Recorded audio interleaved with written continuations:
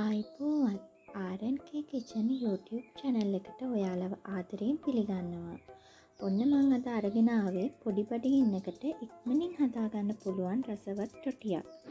ඉතින් එහෙමනම් අපි බලමු අපිට මේ රොටිය හදන්න අවශ්‍ය කරන දේවල් මොනවද කියලා. මම මෙතන අරගෙන තියෙනවා පාන් පිටි ග්‍රෑම් 250යි, පොල් තෙල් අඬු කෝප්ප කාලයි, හොඳට නටන උණු වතුර අඬු කෝප්ප 1යි. මේක හොඳට නටන වතුර ගන්න ඕනේ. ඔයගොල්ලෝ රස්නෙම අනා ගන්න ඕනේ පිටි එක. හරි අපි දැන් අපේ පිටි මිශ්‍රණය අනා ගමු. මම මුලින්ම මේ බෝල් එකට පාන් පිටි ටික දා ගන්නවා. දැන් මම ඒකට පොල් තෙල් ටිකත් එකතු කර ගන්නවා. ලුණුත් දා ගන්න ඔයාලා රස අනුව.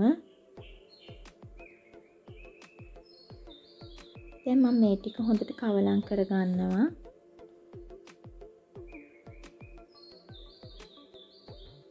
හැන්දකින් ඕනේ මුලටම මේ පිටි මිශ්‍රණය අනා ගන්න. මොකද උණු වතුර දාන හින්දා රස්නෙන් අනා ගන්න බෑ.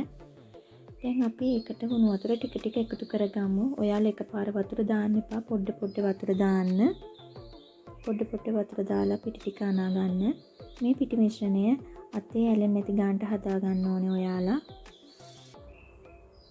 දැන් මගේ පිටි මිශ්‍රණය නිමිලා තියෙන නිසා මම අතින් හොඳට ඒක නීට් කරගන්නවා. විනාඩි 5ක් විතර ඔයාලා මේක නීට් කරගන්න.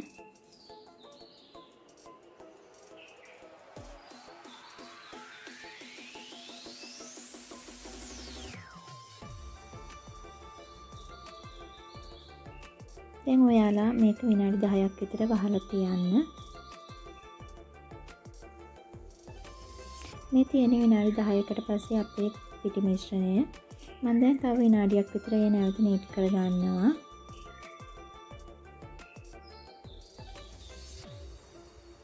දැන් අපි මේක තුනී කරලා පොඩි කොටස් වලට කපා ගමු.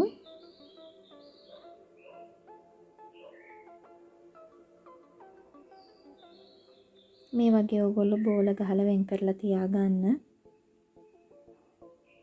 දැන් මේක හොඳට තුනී කරන්න ඕනේ. මේ පිටි එක රොටිය තුනී කරන තරමට තමයි රස. ඔයාලා රෝලින් පින් එකක් අරගෙන ඒක හොඳට තුනී කරගන්න.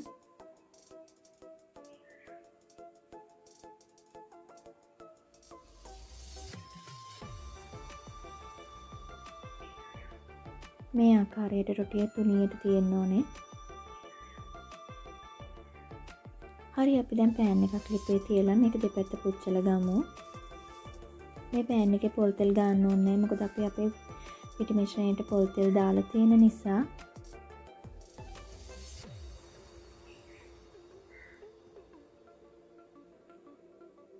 ඔයාගේ රොටිය මේ ආකාරයට පිම්බිලා එනවා නම් අපේ මිශ්‍රණය හරි නිවැරදිව ඇවිල්ලා තියෙනවා. දැන් අපි අනිත් පැත්ත දාගමු මේක.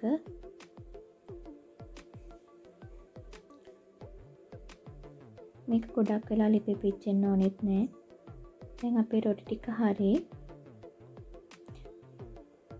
ඉතින් මේ තියෙන්නේ මං හදපු රොටි ටික. ඔයාලට මේක කන්න ලුණු බැඳුමක් නැත්නම් පොටේටෝ මසාලා එකක් චිකන් කරියක් වගේ හදලා අරගන්න පුළුවන්. මේක හරිම සොෆ්ට් එකක් තියෙනවා. ඔයාලත් හදලා බලන්න මේකේ රස කොහොමද කියලා. වැඩි වෙලාවක් යන්නේ නැතුව ලේසියෙන් හදාගන්න පුළුවන් ඔයාලට මේක.